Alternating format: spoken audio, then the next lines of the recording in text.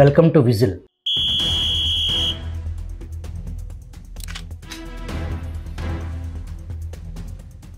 పులివెందుల స్థానిక సంస్థల ఎన్నికల్లో ప్రజాస్వామ్యం మంటగలిసిపోయిందని, పులివెందుల చరిత్రలో ఇటువంటి ఎన్నికలు చూడలేదని ప్రభుత్వంపై, పోలీసులపై, ముఖ్యమంత్రి చంద్రబాబుపై వ్యక్తిగతంగా విమర్శలకు పాల్పడ్డారు జగన్మోహన్ రెడ్డి.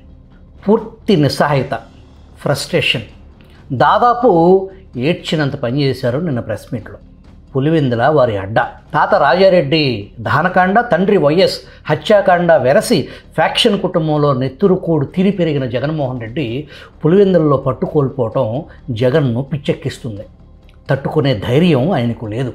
ఆంధ్రప్రదేశ్ పౌర హక్కుల సంఘం కడప జిల్లా ఆధ్వర్యంలో 1996లో 50 పేజీలతో ఒక పుస్తకం వచ్చేశారు.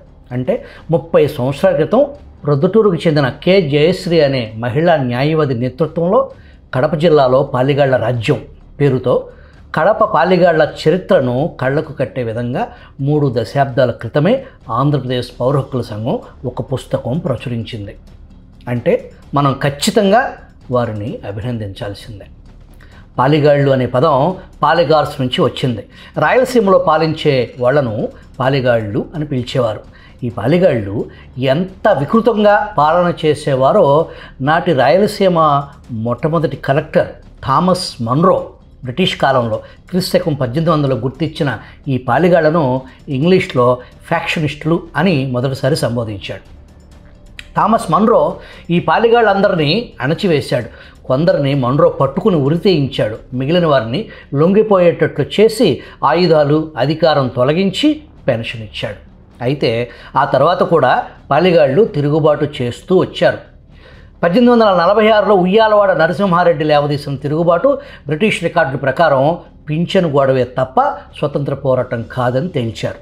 ప్రస్తుత పులివెందుల స్థానిక సంస్థల ఎన్నికల ఓట్ల లెక్కింపు బ్యాలెట్ బాక్స్లో 30 సంవత్సరాల తరువాత ఓటు వేశాను, అందరికీ దండాలు అని ఒక పేపర్ ముక్క మీద రాసి ఉండటం పలువురిలో ఆసక్తి రేపింది. 30 సంవత్సరాల క్రితం ప్రచురించిన పౌర హక్కుల పుస్తకంలో ఏముందో ఇప్పుడు చూద్దాం. కడప జిల్లా రాజకీయాలను భ్రష్టు పట్టించిన 3 ఆధునిక పాలిగాళ్లలో MV Ramana Reddy, YS Rajasekhara Reddy, Ponnapureddy Siva Reddy. MV Ramana Reddy కథ ప్రొద్దుటూరికే పరిమితం, పొన్నపురెడ్డి శివారెడ్డి కథ జమ్మలమడుగుకే పరిమితం. కానీ వైఎస్ రాజశేఖర రెడ్డి కథ కేవలం పులివెందులకే పరిమితం కాదు. అతను పులివెందులలో జవాబు లేని నాయకునిగా ఎదగడంతో పాటు కడప జిల్లాలోనే తనకు ఎదురు లేకుండా చేసుకునే ప్రయత్నం చేశాడు. ఇది ప్రజలకు సేవ చేయటం ద్వారా సాధించుకుని ఉంటే ఎవ్వరికీ అభ్యంతరం ఉండవలసిన అవసరం లేదు. కానీ రాజశేఖర రెడ్డి ఈ స్థితిని సాధించింది ప్రజాసేవ ద్వారా కాదు, కడప జిల్లాలోని ముఠా కక్షల సంస్కృతిని, ముగ్గురాళ్ల డబ్బును చాలా చాకచక్యంగా వాడుకోవటం ద్వారా సాధించాడు. అయినప్పటికీ రమణారెడ్డికి, శివారెడ్డికి హంతకులని, రౌడీలని చెడ్డ పేరు రాగా రాజశేఖర రెడ్డి మాత్రం పెద్ద మనిషి ఇమేజ్ పూర్తిగా చెరిగిపోకుండా కాపాడుకోగలిగాడు. పత్రికలు సైతం అతని గురించి చెడు ఎక్కువ రాయవు. అతని వల్ల జరిగే హింసాకాండ పత్రికలకు ఎక్కినా అతని పేరు మీద ఎక్కదు. అతనిని ఒక దౌర్జన్యకారుడిగా కాక ప్రజానాయకుడిగానే పత్రికలు చూపించాయి. రాజశేఖర రెడ్డి స్వయంగా రిగ్గింగ్ చేశాడు. ఇతర ఎన్నికల అక్రమాలకు స్వయంగా పాల్పడ్డాడు. హత్యలు చేయించాడు. డబ్బు పెట్టి రాజకీయాలను కొన్నాడు. తన ప్రాబల్యం పెంచుకోవటానికి, ప్రత్యర్థులను మట్టుపెట్టడానికి రౌడీలను, హంతకులను, బందిపోట్లను, మట్కా ఆడించే వాళ్ళను, దొంగసార అమ్మేవాళ్లను వైఎస్ఆర్ చెరదీశాడు. ఎక్కడ అగ్గి రాచుకున్నా తనకు అనుకూలం అనిపిస్తే దానిని పెంచే దావాలను చేశాడు. అగ్గిని చల్లార్చడం తనకు ఎక్కువ ప్రయోజనమైతే తప్ప ఆ పని చేసేవాడు కాదు. అయినా ఏదో ఒక మాయాజాలం వైఎస్ ప్రతిష్టను కాపాడుతూనే ఉంది. తండ్రి రాజారెడ్డి దౌర్జన్యాలకు జవాబు లేదని, కొడుకు రాజశేఖర రెడ్డి సమ్మోహన శక్తికి అడ్డు లేదని ఈ మాయాజాలం నమ్మింపజేస్తుంది. తండ్రి కొడుకుల జంటగా దీనివల్ల ప్రయోజనం పొంది వర్ధిల్లుతున్నారు. వైఎస్ రాజశేఖర రెడ్డి దౌర్జన్యంతో పాటు డబ్బు కూడా పెద్ద ఎత్తున రాజకీయాల్లోకి తీసుకొచ్చాడు.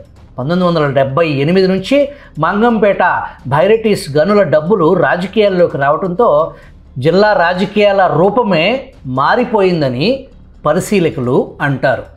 జిల్లా రాజకీయాల పతనం దాంతోనే ప్రారంభమైందంటారు. మంగంపేట గనులలో ముగ్గురాళ్ల తవ్వకం 1925 నుంచి ఉంది. కానీ మొదట్లో ముగ్గురాళ్లకు మార్కెట్ ఎక్కువ లేదు. పెట్రోలియం శుద్ధిలో మంగంపేట ముగ్గురాళ్ళు ఉపయోగపడతాయని కనుక్కున్న తర్వాతే 1970లలో వాటి ధర అమాంతం పెరిగింది.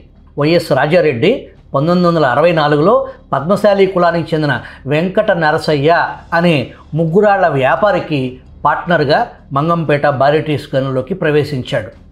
మొదట గుమస్తాగా ప్రవేశించి తర్వాత పార్ట్నర్ అయ్యాడంటారు.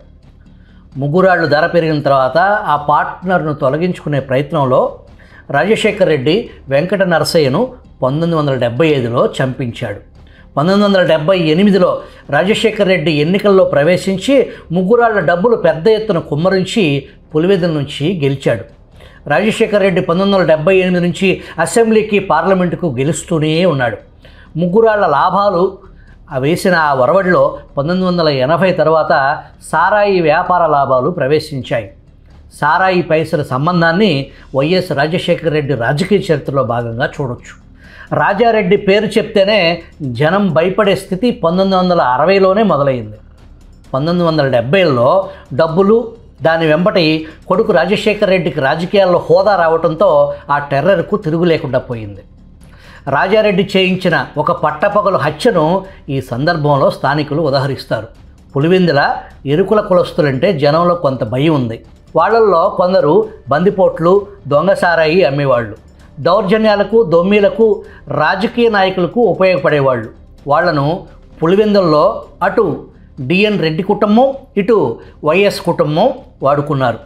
కానీ రాజారెడ్డి తన భుజబలం ప్రదర్శించుకోవటం కోసం వాళ్లను టార్గెట్గా ఉపయోగించుకున్నారు. ఎరుకుల సామాజిక వర్గానికి చెందిన ఊసన్న అనే వ్యక్తిని రాజారెడ్డి పట్టపగలు కిరోసిన్ పోసి సజీవంగా దహనం చేసి చంపించాడు. ఒక మహిళ మెడలో బంగారపు గొలుసు దొంగిలించడానికి ఊసన్న ప్రయత్నించాడని, ఆమె పెనుగులాడటం చూసిన జనం దృష్టి మళ్లించడానికి ఆమె తన భార్య అని తనతో రానంటుందని చెప్పి తప్పించుకున్నాడని కథ. అదే రోజు అతన్ని పట్టుకుని బహిరంగంగా సజీవ దహనం చేయించాడు. అప్పటి నుంచి రాజారెడ్డిని ఎదిరించాలంటే జనం భయపడే పరిస్థితి నెలకొందంటారు.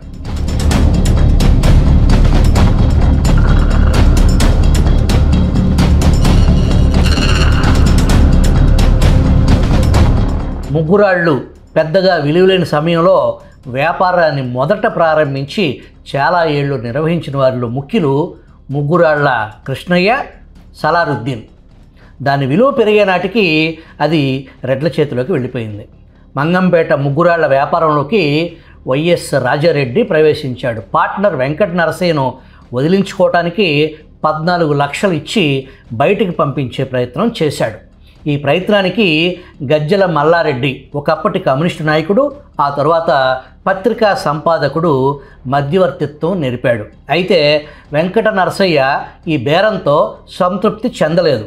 వైఎస్ వాళ్ళు అతన్ని చంపించి సమస్యను పరిష్కరించుకున్నారు. ఈ హత్య రాజశేఖర్ రెడ్డి చేయించాడంటారు. దానికి ప్రతీకారంగా వెంకట నరసయ్య బంధువులు హైదరాబాద్లో రాష్ట్ర సెక్రటేరియట్లో రాజశేఖర్ రెడ్డి పైన కాల్పులు జరిపారు. వైఎస్ త్రుటిలో తప్పించుకున్నాడు. 1990 ఫిబ్రవరిలో రాజారెడ్డి ఒక పెద్ద గుంపును వెంట పెట్టుకుని పులివెందుల్లోని ఎరుకుల వారి ఇళ్ల మీద దాడి చేసి డైనమిట్లు పెట్టి వాళ్ళ ఇళ్ళు పేల్చేసి బాంబులు వేసి దాదాపు 7 గంటల పాటు విధ్వంస దహనకాండకు పాల్పడ్డాడు. 100 ఇళ్లకు పైగా కాలి పేలి ధ్వంసం అయ్యాయి. పోలీసులు ఉండి కూడా ఏమీ చేయలేకపోయారు. ఈ దౌర్జన్యం గురించి కొంత ఆందోళన జరగ్గా రాజారెడ్డిని ముద్దాయిగా చేర్చి కేసు నమోదు చేశారు. అయితే కోర్టులో రాజారెడ్డిని చూపించి దాడి చేయించింది ఇతనేనా అని బాధితులను అడిగితే ఈయనెవరో మేము ఎప్పుడూ చూడలేదు అనే సమాధానం చెప్పారు. ముఠా కక్షల సంస్కృతి జిల్లా రాజకీయ సంస్థగా మారి ప్రజల ఉనికిని శాసించటం కడప జిల్లాలో ప్రజల జీవితాలకే కాక ప్రజాతంత్ర చైతన్యానికి కూడా చాలా నష్టం చేసింది. సమస్యల పరిష్కారం కోసం సూత్రబద్ధంగా ఉద్యమించే పరిస్థితి, న్యాయం కోసం ధైర్యంగా నిలబడే పరిస్థితి, ప్రజల జీవితాలు బాగుపడటానికి వీలు లేని అక్కడి ముఠా సంస్కృతి వాటన్నిటినీ మింగేసింది. నాడు కల్తీ సారా మరణాలు పెద్ద సంఖ్యలో జరిగిన 3 సంఘటనల్లో 2 కడప జిల్లాలోనే సంభవించాయి. 1991లో కొండాపురంలో 15 మంది, 1993లో మైదుకూరులో 24 మంది కల్తీ సారా కాటుకు చనిపోయారు. కల్తీ సారా అమ్మింది స్థానిక సారా కాంట్రాక్టర్ రవీంద్రనాథ్ రెడ్డి. ఇతను పులివెందుల తాలూకాలోని ఫ్యాక్షన్ గ్రామాల్లో ఒకటైన కసునూరుకు చెందిన ముఠా నాయకుడు. వైఎస్ రాజశేఖర రెడ్డి ప్రధాన అనుచరుడు. చనిపోయిన వారందరూ దళిత వెనకబడిన కులాలకు చెందినవారే. ఇంత ఘోరమైన హత్యాకాండకు నిరసనగా కొన్ని ప్రకటనలే తప్ప ఆందోళనలు ఏవి జరగలేదు. ప్రభుత్వం న్యాయ విచారణ జరిపించింది, కానీ పౌర హక్కుల సంఘం నివేదిక తప్ప వేరే సాక్ష్యం ఏది నమోదు కాకుండా కాంట్రాక్టర్ చూసుకోగలిగాడు. మాకు రక్షణ ఇస్తే సాక్ష్యం ఇస్తాం అని కొందరు అన్నారు, కానీ రక్షణ ఇచ్చేవాడెవడు? పాలిగాళ్ల పెత్తనం, ముఠాతత్వం కల్పించిన ఈ స్తబ్దత నుంచి బయటపడకపోతే కడప జిల్లాకు రాయలసీమ సమస్యల నుంచి విముక్తి లేదు. మైనింగ్లో బైరిటీస్ మార్కెట్ పెరిగిన తర్వాత ఆ ఖనిజం గనుల శాఖ అజమాయిషీలోకి వచ్చింది. పట్టా భూములు ఉన్నవారైనా సరే ప్రభుత్వం దగ్గర లీజు తీసుకుని తవ్వకం చేయాలి. ప్రభుత్వ భూముల్లో కూడా లీజు ఇచ్చారు. వైఎస్ రాజారెడ్డి కంపెనీ విజయలక్ష్మి బైరిటీస్ 10 ఎకరాల లీజు తీసుకుంది. 1982లో రాష్ట్ర ప్రభుత్వం మంగంపేటలోని పట్టా భూములను స్వాధీనం చేసుకుని ముగ్గురాళ్ల తవ్వకాన్ని జాతీయం చేసి రాష్ట్ర ఖనిజాభివృద్ధి సంస్థ ఏపీఎండిసికి ఇచ్చింది. వైఎస్ రాజారెడ్డి 8 ఎకరాలు సబ్లీజుకు తీసుకున్నాడు. ఈ సబ్లీజు నిజానికి నామమాత్రమే. కొన్ని ఎకరాలు సబ్లీజుకు తీసుకుంటే ఆ పేరు మీద ఎన్ని ఎకరాల్లో ఖనిజం తవ్వుకుపోయినా అడిగే నాదుడే ఉండడు. వైఎస్ గ్యాంగ్ మంగంపేటలో నేషనల్ మాన్యుమెంట్గా పురావస్తు శాఖ ప్రకటించిన రక్షిత భూభాగాన్ని సైతం తవ్వుకుని సొమ్ము చేసుకున్నారు. 1989 అసెంబ్లీ ఎన్నికల్లో కాంగ్రెస్ గెలిచిందని ప్రకటించిన రాత్రే ఈ రక్షిత ప్రాంతంలో దౌర్జన్యపూరితంగా తవ్వకాలు మొదలుపెట్టారు.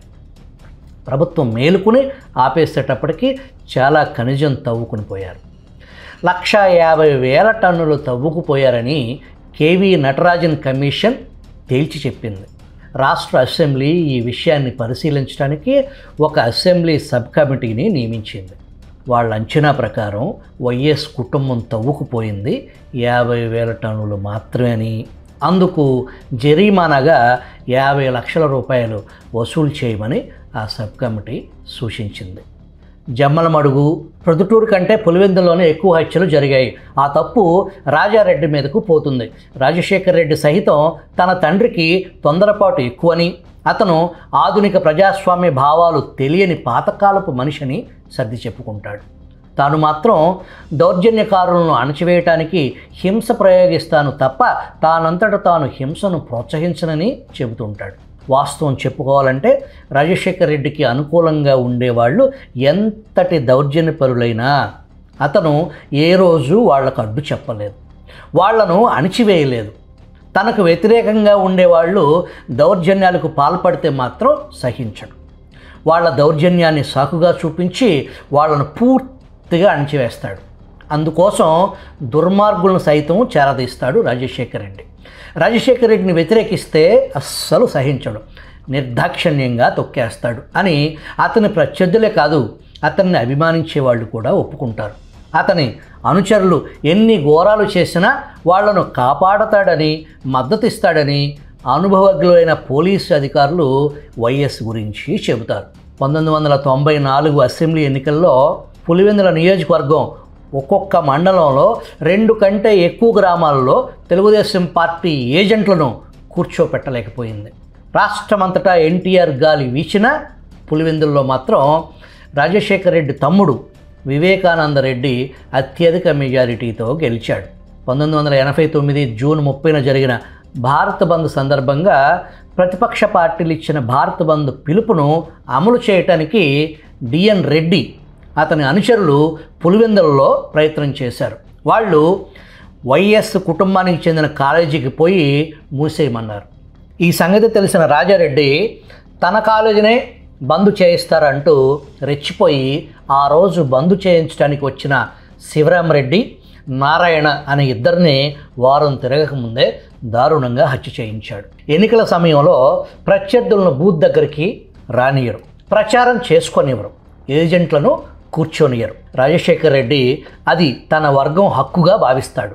పులివెందుల తాలూకాలో అతని ఆధిపత్యం సంపూర్ణంగా నెలకొన్న తర్వాత ప్రతి ఎన్నికల్లోనూ ఆ నియోజకవర్గంలో అభ్యర్థికి 80,000, 90,000, 1,00,000 దాకా మెజారిటీ ఊరికే రావటం లేదు. త్వరలో పులివెందుల గిన్నీస్ బుక్ కూడా తట్టుకోలేని రికార్డు నెలకొల్పవచ్చు. 1994 ఎన్నికల్లో వైఎస్ రాజశేఖర్ రెడ్డి వేంపల్లె పోలింగ్ బూతుల్లోకి పోయి తెలుగుదేశం నాయకులు రిగ్గింగ్ చేసినట్లు తనకు రాసివ్వాల్సిందిగా ప్రిసైడింగ్ ఆఫీసర్ను ఒత్తిడి చేసి రాయించుకున్నాడు. ఒక బూత్లోకి వైఎస్ పోతుండగా మీరు పోవటం చట్ట విరుద్ధమని స్థానిక సిఐ అడ్డుపడితే అతన్ని తోసేసి లోపలికి పోయాడు. అయితే ఆ తర్వాత కొంతసేపటికి తెలుగుదేశం నాయకుడు తులసిరెడ్డి, ప్రస్తుత కాంగ్రెస్ పార్టీ నాయకుడు, అదే బూత్ దగ్గరకు వచ్చి రాజశేఖర్ రెడ్డి బెదిరించి రాయించుకున్నట్టు తనకు రాసివ్వమని ప్రిసైడింగ్ ఆఫీసర్పై ఒత్తిడి పెట్టి రాయించుకున్నాడు. ఈ సంఘటనలో వైఎస్ వివేకానందరెడ్డి గన్మెన్ ఒక వ్యక్తిని కాల్చి చంపాడు.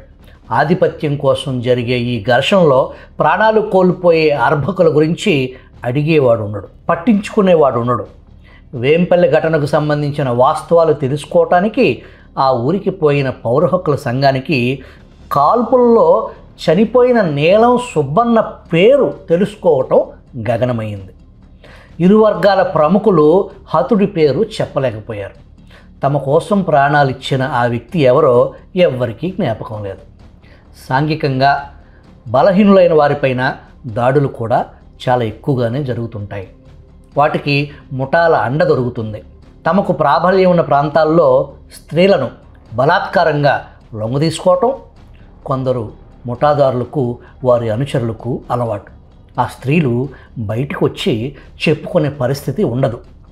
దళిత కులాలపై ఈ దాడులు ఈ పాలెగాళ్ల పాలనలో నిరాకాటంగా సాగుతుంది.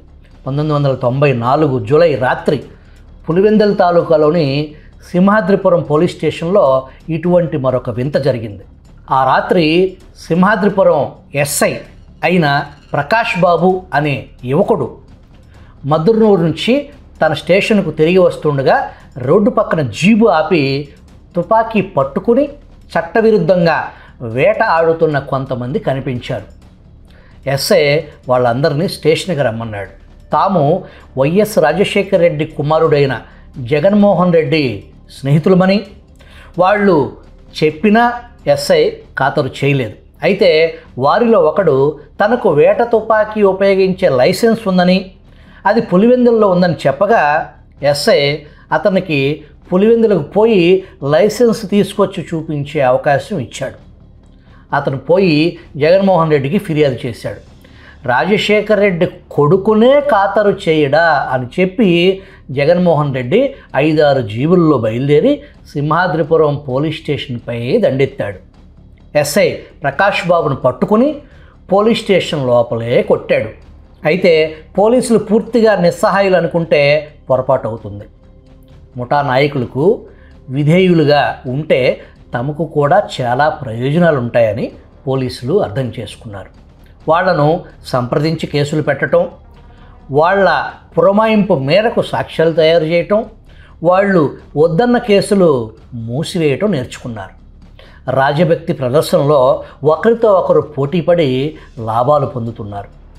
ఒక్క పోలీసు వ్యవస్థనే కాక నేర విచారణ వ్యవస్థను ఆద్యంతం ఫ్యాక్షనిస్టులు వక్రీకరించారు. ఏ కేసు పోలీస్ స్టేషన్లో వాస్తవికంగా రిపోర్ట్ కాదు, జరిగిన హత్యాకాండ జరిగినట్టు రిపోర్ట్ కాదు, సంఘటన జరిగిన క్షణం నుంచి 2 వైపులా న్యాయవాదులు రంగంలో దిగుతారు. న్యాయవాదుల సలహా మేరకే పోలీస్ కంప్లైంట్ తయారవుతుంది. ఎవరెవరిని ఇరికిస్తే ప్రయోజనకరంగా ఉంటుందో వాళ్ళందరినీ కేసులో ఇరికిస్తారు. దాడిలో గాయపడి మరణశయ్య మీద ఉన్న తమ వర్గం వారితో అబద్ధపు మరణ వాంగ్మూలాలు ఇప్పిస్తారు. ఇది నాటి నుంచి నేటి వరకు అదే తంతు.